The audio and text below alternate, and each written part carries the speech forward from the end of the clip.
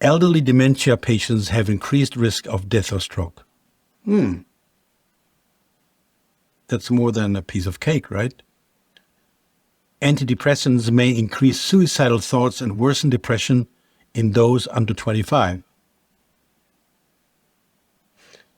If you get fever, stiff muscles, and confusion, which may signal a life-threatening condition, or uncontrollable muscle movements, increased cholesterol, weight gain, high blood sugar, decreased white blood cells, compulsive behaviors, dizziness, seizures, trouble swallowing may occur. Well, what a list. Isn't that a nice list of possible side effects? And of course, if the side effects kick in, the industry says, sorry, we had a warning on the label. Your own risk, right? So, do you trust a doctor who supports the idea that if you take already an antidepressant medication and then even another one, and to add up all the side effects? This is just a single example of a commercial of which are dozens and hundreds and thousands out there in the world every day. So, that is for you a good doctor who subscribes that? For me, all these doctors are shame, they're a disgrace. Who can do that? Some extra special laws apply again in hospitals. A hospital is packed to the brim with all sorts of threatening elements. And the law, follow the money, is more dominant in hospitals than anywhere else. You have surgeries, very expensive. Organ transplants, very, very expensive. And ends up that the patient has to take the rest of his life between $3,000 and $10,000 medication per month. A lot of people don't know that. An organ transplant has follow-up, continuous cost every month for the rest of your life. And the bed allocation, what does that mean? Now, if you're in a hospital, the target of the hospital is to have 100% the beds filled every day. That makes the money. So, if no new patients are waiting for a bed, the hospital keeps you in the bed forever. And if you feel uncomfortable, say, hey, look, guys, I think I'm done. I can go home. Oh, no. You should not go home. You take a lot of risk. If you want to go home, insist on it. Sign this paper that you leave under your own responsibility and risk. We are not taking any risks. So they push the patient into fear. That's a practice which is handled out there all the time. So most of these patients, of course, are fearful and say, okay, then I'll stay. Now, if tomorrow there are 50 requests for 50 new beds, this patient, yesterday they pushed in fear, tomorrow they say, okay, you can go home, you're well now. Why? Because this patient already passed through a lot of testings, and the testings are paid for. And no big new testings needed. But now, as when new patients come, a lot of first initial tests have to be run, which are very expensive. Very, very expensive. Here a bit of an idea. Only last week, a friend of mine, she was treated for 2 days in a local hospital. 2 days. She needed blood analysis and blood transfusions, of which, of course, most of the blood transfusions are donated by people.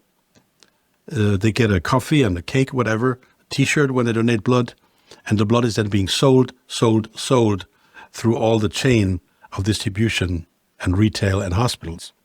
So, for the blood analysis and the blood transfusions in 2 days, she was charged $35,000. Or better, her insurance company was charged $35,000. And the insurance company is now in a fight with the hospital, she told me yesterday on the phone. All right.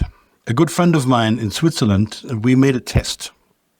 There is this app called Fing, F-I-N-G. You can download the app on your cell phone. And then when you activate the address where you are, this program will tell you in split seconds how many Wi-Fi connections where you stand now are running through your body and harm your body. Wi-Fi connections. How many? So in a hospital in Zurich, Switzerland, I think it was 2020, just before Corona started, the month before or two. We measured, and there were 1,200 Wi-Fi connections running through our body right this moment where we were standing. 1,200 in a place where supposedly your health is supposed to improve, right? Well, again, hospital have a priority, it's a business. Secondary, it's supposed to help people, supposedly. As estimated, 2 million people a year catch infections in hospitals that they didn't have when they were admitted. And approximately 90,000 of them die from these infections they caught in the hospital. They didn't bring the infections with them to the hospital. They caught the infections. That's about 11% of people who come to the hospital die in consequence. Now it comes to a new twist when doctors, it's very bad when doctors, our medical doctors are also involved in whole social structures determining the society, maybe even sell their ethics and their soul at the same time, if they still ever have one or had one before. And they're oh so competent. Oh so competent. Today, you need one mask. Tomorrow, you need 2 masks. Tomorrow, you need 3 masks. Then you need 1 injection. And then you should have 2. Oh, the 2 don't work. You got to have a booster shot now. And we're talking about a 2nd and 3rd booster shot. Hello? Does anybody wake up and say, I mean, come on, guys, are you serious? Are you really serious about what you're doing here? Are you serious what you're saying? You change your mind daily, weekly, monthly, what works, what doesn't work, and everybody nods, like sheep in silence, and accepts bull. I mean, they take us for idiots. And yes, thanks God, most of us are idiots and follow these guys. Here is a prime example of that same gentleman some years before. He looks younger, you can see he looks younger, and he says the exact opposite of vaccination. You don't need a vaccination. But she's had the flu for 14 days. Should she get a flu shot? Well, no. If she got the flu for 14 days, she's as protected as anybody can be, because the best vaccination is to get infected yourself. And So she should not get it? if she really has the flu, she definitely doesn't need a flu vaccine. If she really has the flu, She should not get it again? no, she doesn't need it, because it's the most potent vaccination is getting infected yourself. Any questions? Any questions? Guys, come on, wake up. Wake up. They take us for idiots. And we're paying for it. Come on. If you listen to my other webinars where I talk about electromagnetic radiation, 4G, 5G, and so on, you see a lot of things I'm talking about. And 3 months before this came up, in 2020 in January, I had my last workshop tour in Europe. And I said to the audience that it comes up with the vaccinations. I warned them. People thought I'm a bit lunatic. Okay. Not that I'm so clever. I just listened to some people, some key people, if you know who I mean, who officially said it. We got to vaccinate the world. All right. I just listened to them. We have a similar situation in Germany, my homeland. They have this wonderful Minister of Health, a professor doctor, and the Germans were proud. Now we have our own Minister of Health who understands health, because he's a doctor and a professor himself, not some bureaucrat. The guy talks as stupid as he looks here on the photo to me. Sorry. I hardly say things like this. And I listened a few times to this guy on the internet. I don't watch TV. I never heard anybody more stupid talking than this guy about the exact same themes. So when doctors then come into this political arena, and these doctors have then a certain power, of course, in their position, the world takes their word as the Bible. And they're not prophets. They're idiots. Sorry. Good. Let's move on to the last chapter, which I call dentistry. Dentistry is so important that I made a quick, small chapter out of it, because it is so important.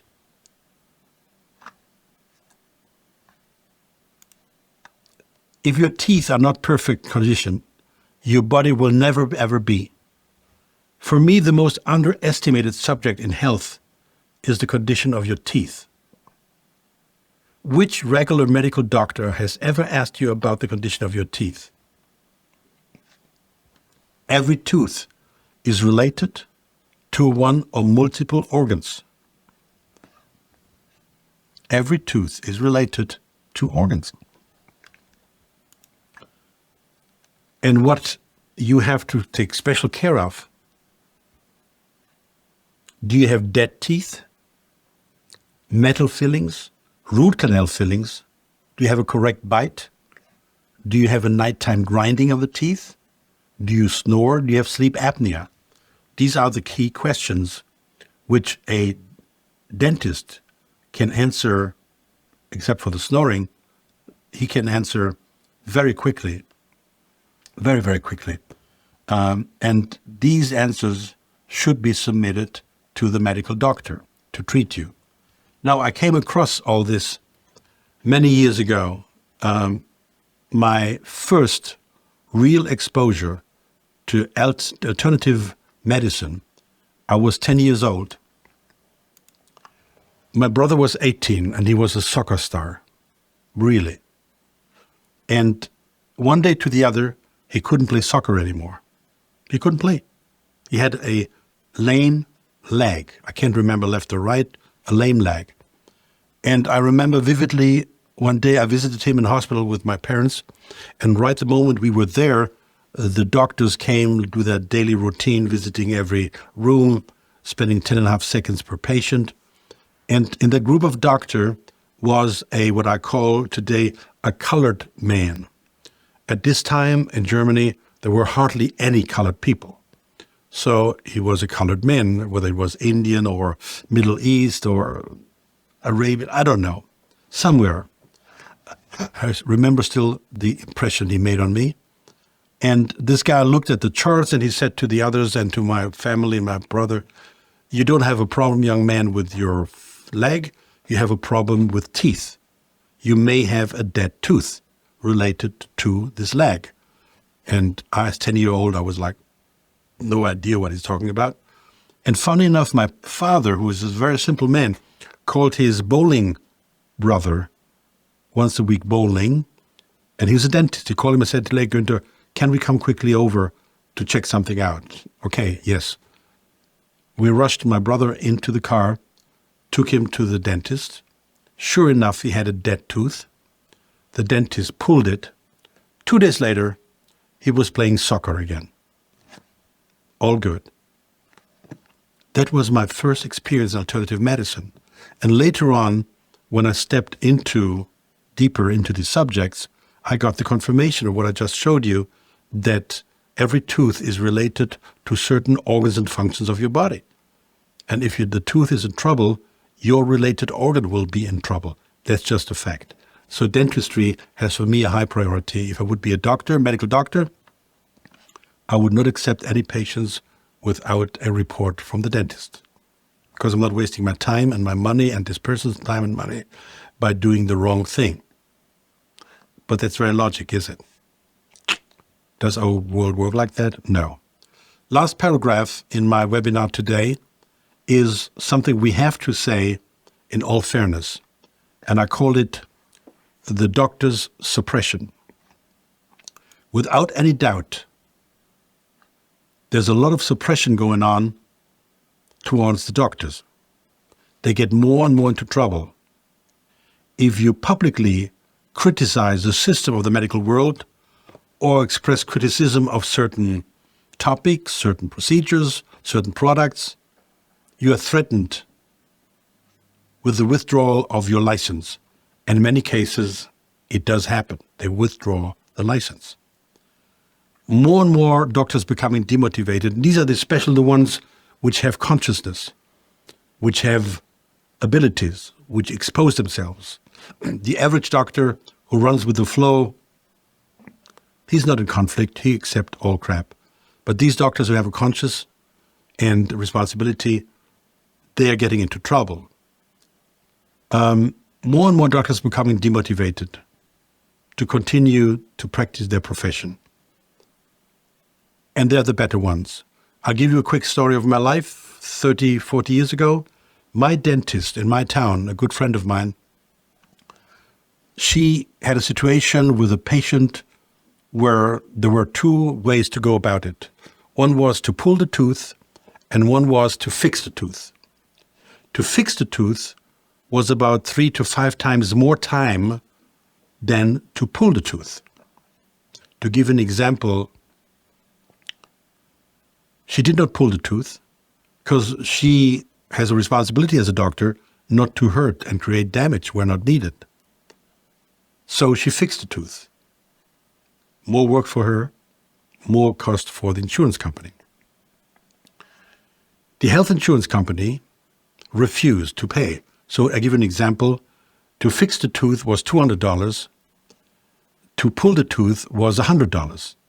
So the insurance company says, you could have pulled the tooth for $100, but you preferred to repair it for $200. We only reimburse you the $100. The under $100 you have to swallow. Wow, that was an early experience how this arena works. It was not the question what's an interest of the patient, it was the questions of money, nothing else. And here I want to show you, or I read it to you, what a doctor said recently. When I wrote a prescription for ivermectin for a patient with informed consent, she was vaccinated, I received 5 letters threatening my medical license, my hospital privileges, and my insurance contracts. I would have not received 5 letters if I killed someone in negligence or malpractice. If I have my license pulled, I will no longer be able to help my patients. I speak to patients on a one-on-one basis, but speaking out would destroy my family. I'm almost done with my profession. I hope to retire in the next 1 to 3 years, decades before I had planned to do so. I love what I do, but I cannot take this toxic and broken system any longer. This is why so many have retired in the past couple of years, and this trend will continue. And the population will be shocked. No one is paying attention. Exactly, that's what's going on. Now, to come to a conclusion, you have your own responsibility when entering a hospital and a doctor's practice. Do not drop your responsibility at the doorsteps, at the cloakroom, and say, hey, you guys know what you're doing, go ahead, I'm here, tell me, jump and I'll jump. Remember, not everything in Wikipedia is correct, And not everything in a health food store is healthy. That is the fact. And not every doctor has a clue of what he or she is doing. This is a fact. Health is no coincidence. It is a decathlon. Nowadays, it is necessary that every one of us takes action to protect and maintain his own health. Action means active. Get out your couch. Because many of us are mental couch potatoes and physical couch potatoes. It means work. And also, very likely, investment, money. Because what is needed is not paid by the government, in most cases, and not paid by the health industry and the health insurance. What is really needed and what works. Here is what you have to look into to protect your life and your health. First of all, develop a good relationship with a real good doctor. Don't rest until you have this person. A doctor who is not fixing symptoms but looking for cause. You have to eat really healthy food. You have to have food supplements. You have to drink really healthy water. What this is, here's a link to my website webinar where I talk about healthy water part 1 and 2.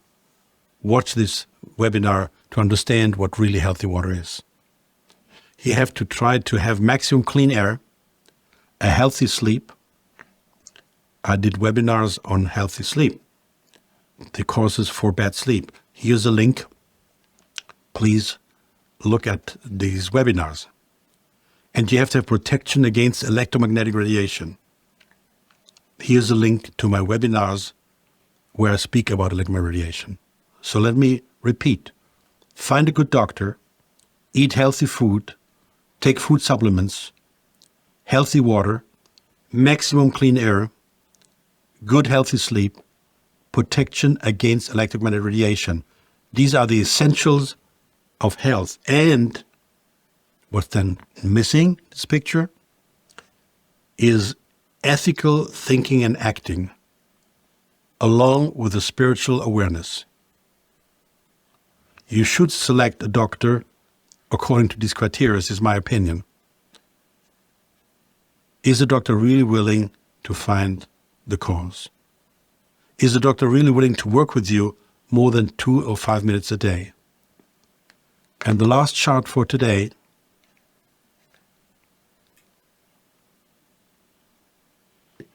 the doctor of the future will give no medicine, but will interest the patients in the care of the human frame, in a proper diet, and in the cause and prevention of disease. That's the doctor of the future. He's your sparring partner. He is your coach. He is not primarily there to fix you. He's primarily there to motivate you, to lead you in the right direction, to give you the tools to take care of yourself. Good. Thank you very much for attending, for being here, hanging in that long. I said what I had to say, what I felt to say, what I felt necessary to say. I hope it makes sense. If not, sorry, I wasted your time. I did the best I could. Thank you very much. Bye-bye.